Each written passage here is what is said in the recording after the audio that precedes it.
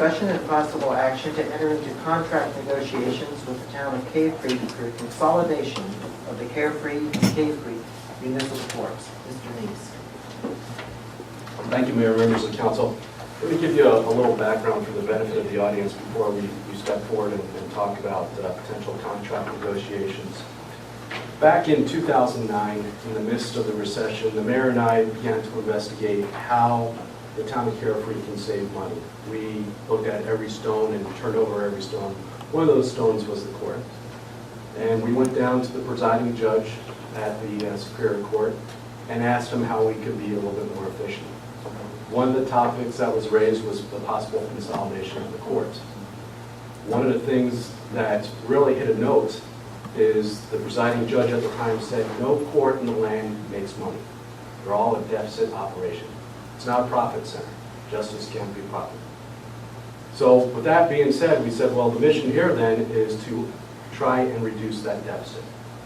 The idea was presented to the town of Cave Creek in a joint session of the Carefree and Cave Creek Court. We had that meeting here, and we presented the financials associated with the consolidation.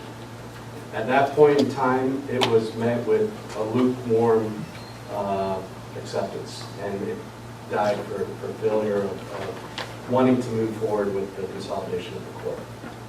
Fast forward to today, there is a little bit more motivation by the town of Cave Creek. What has changed is they have a transitional court. They have no permanent staff. They have a temporary judge. They have some historical issues from a financial and procedural perspective that they have to correct. They know about it. We met with their mayor, vice mayor, and interim town manager, who all admitted on the table that they have to correct some things.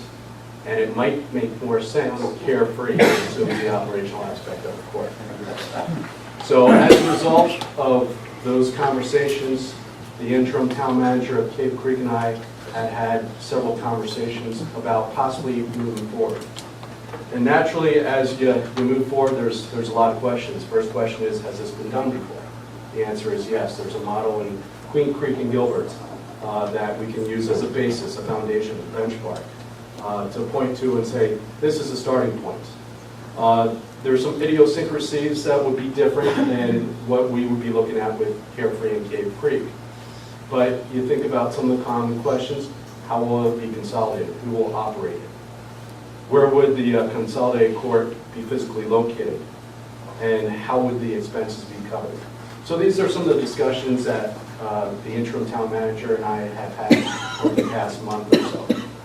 And some of the concepts that we've discussed that could be the framework for a future intergovernmental agreement are that the town of Cave Creek delegates the judicial services of the Cave Creek Court to the town of Carefree.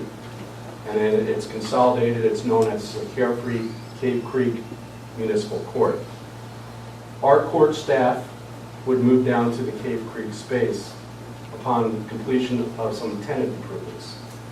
Now the standard is pretty high for court security today for obvious reasons. And there's some substandard security mechanisms in place down in Cave Creek that we would have to improve. For example, the area where the person comes to pay fines, there needs to be bulletproof glass. There isn't bulletproof glass there. So basic things like that. And then some reallocation of the space in the town of Cave Creek so we can physically absorb the files of the Carefree Court and the Cave Creek Court in one location. In compensation for our staff to move down there and operate the court, Cave Creek would pay a monthly base fee, which would cover the fixed costs. And the fixed costs are the salaries and benefits of the employees. And I'll go a little bit more detail in the next slide on the layout or the hierarchy of that staff. But those fixed costs also include the office supplies, the computers, license agreements, training, subscriptions of the court staff. There are also variable costs. The variable costs go in peaks and valleys. It's based on the caseload, but the cases are different too. The variable costs include prosecution. It includes incarceration fees that Sheriff Joe passes on us for a prorated It includes the public defender and also includes an interpreter. So these costs vary per case. So we have to capture those costs so we don't assume that liability. We also would look at a term that's more permanent. A 10-year term is what was agreed to with the Queen Creek and Gilbert model, and I think that makes some sense for a sense of permanency with this solution, with a automatic renewal for approximately 10 years, unless notice is given for expiration. Now this is the tentative operational structure that we discussed, and the judge oversees the operation of the court. The judge is on contract with the town. He's a contract employee. He's not an employee of the town. We don't pay him benefits. The court administrator, however, is a direct employee of the town, as is the court clerk. There are only 2 employees in the town Carefree Municipal Court. Only 2. If we assume the operation and consolidate the courts, this model assumes 1 additional staff member added to that. So essentially you'll have 3 total staff members in that court. Right now there's 2, we add 1, 3. Simple math. The contractual services, we would pay the prosecutor fees, public defender fees, interpreter fees, and jail fees, all with Cave Creek compensating us with a base rate which will include the fixed costs, the salaries and benefits, the judge's salary, and the contractual services that are listed there. Next step with those conceptual bullet points there is staff to further refine the term. Is my understanding, Mr. Neiss, please confirm or correct me. Sure. This arrangement would result in savings for both towns and give the most appropriate municipal court services to this entire foothills area. Yes, and that's the bottom line for both communities. Is first and foremost, we want a court that operates efficiency, follows the laws of the land, follows the procedures that the AOC, the Administrative Office, sets out.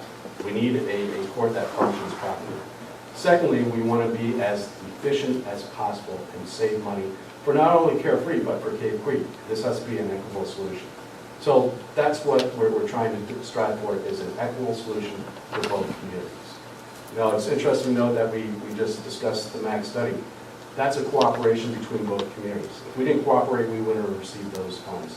Here's another item in which we're working together to effectively save money in the future. And I think it's noteworthy that those 2 items are on our agenda tonight.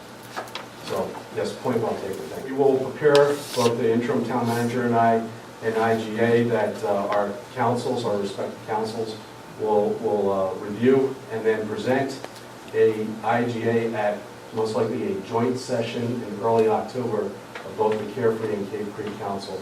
Most likely that council meeting will take place down in Cave Creek so that the public as well as the respective councils can tour the facility down there and understand the lay of the land, and then discuss the respective terms of the IGA. That way the right hand speaking to the left hand, you all have time to review it, all have time to share your comments with your fellow councils, and everybody understands the question that's being asked and the respective answer. And there's no middle person here trying to feed either council. You can hear the respective answer. So I think that's the best way to move forward with the joint IGA. An important note is we aren't the final body that approves it. The presiding judge of the Superior Court needs to approve it as well. So there's a final step in there, and hopefully that's smooth sailing. Implementation, final steps, we're probably looking at, if an IGA goes through in October perhaps, then as early as November or December, the consolidation taking place. And what most likely will occur, since tenant improvements need to be taken or undertaken down in Cave Creek, we would relocate the Cave Creek cases up to this physical space here. This is our courtroom. And then when the tenant improvements are undertaken down there, the space is finalized, we relocate the Carefree Cave Creek Consolidated Court down in Cave Creek. That would most likely take place later on this winter or early spring at the latest. So that's the timeline that we're looking at. That's what I know right now. That's some of the benchmarks.